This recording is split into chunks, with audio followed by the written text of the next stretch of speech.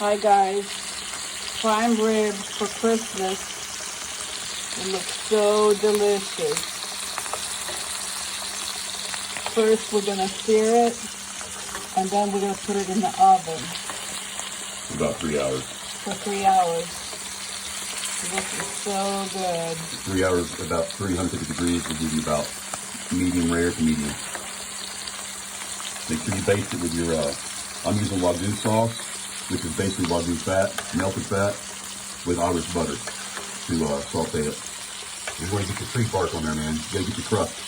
Once you get the crust on there, then you let it sit and cool off about probably an hour, maybe 35 minutes, whatever. And then put it in the oven, and then finish it off.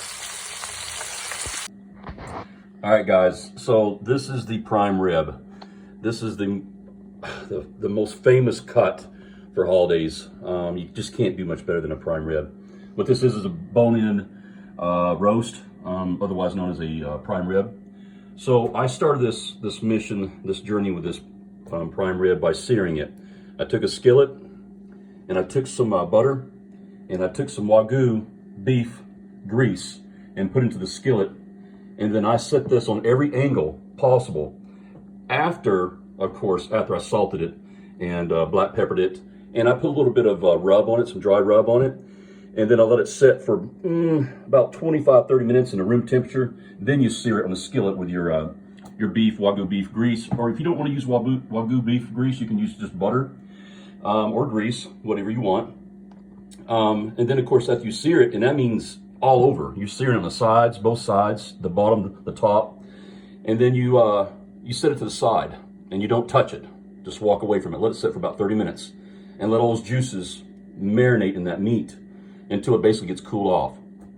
And then what you do is you're gonna bake this booger. You want to put your crust on there. So what I did was I took a lot of butter and let the butter get room temperature. And once it got room temperature, then I added my salt into the butter. Most butters have salt already in it, or unsalted.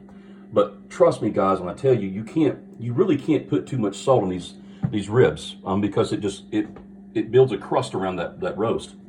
So the best way to do this is to cook it for about 500 degrees for about, well, it's what is it, 5 minutes per pound.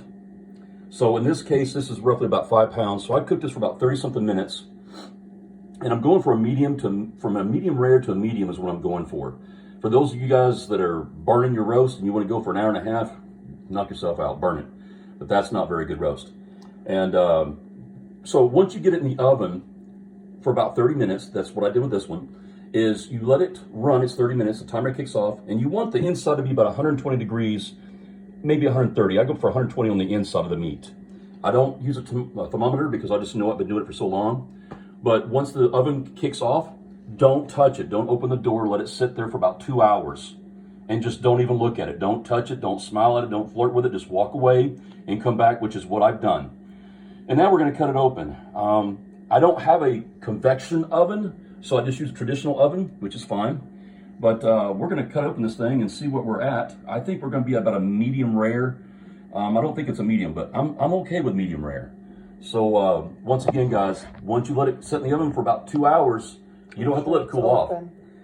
Yeah, you want to use a pan that's kind of not too deep. You don't want it to go over the meat. You want it to be about halfway the meat so the heat can radiate inside there and crust it. You want that heat to be able to get to this meat and crust it over. Because if you put it in a Dutch oven, it's not going to crust. And that you definitely want. You want to crust that. And as you can well tell, it crusted beautifully. I mean, it just looks wonderful. And the smell, guys, if only you could smell this, guys, it's phenomenal.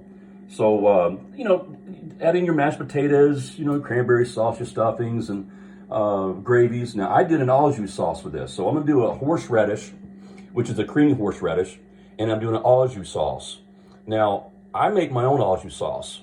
I add in the grease from the rib loin, and then I use the mushrooms, and then I use a half pack of au jus to add into that beef broth, and then I add my water. And then you can see right there, that's mushrooms with au jus. It is delightful. It is excellent. And then you use your rib roast to dump in this, and with your horseradish. Guys, there's nothing sexier than that, man. I mean, I know we're showing some food porn here, but this is some good stuff, guys. I'm telling you. So let's go ahead and cut into this thing and see what we got. I think we're going to be about well, let's cut the strings off here first. Well, no, let's leave it on there. Let's just see what we got.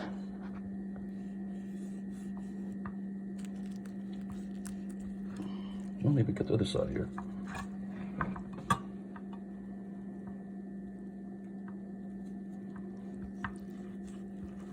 Oh, that's beautiful.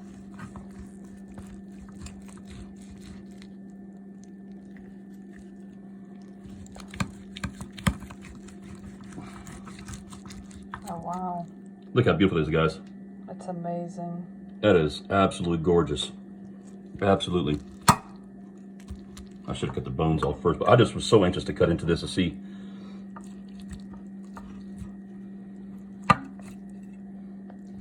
Look at that. Oh. Wow. All right, guys. It looks so good. That's awesome. So, guys, make sure you like and subscribe to us. This is going to be another awesome holiday, Christmas morning with prime rib. So make sure you like and subscribe. And if you want details on the recipe, just message me, guys, and I'll send it to you guys. Anyway, see you.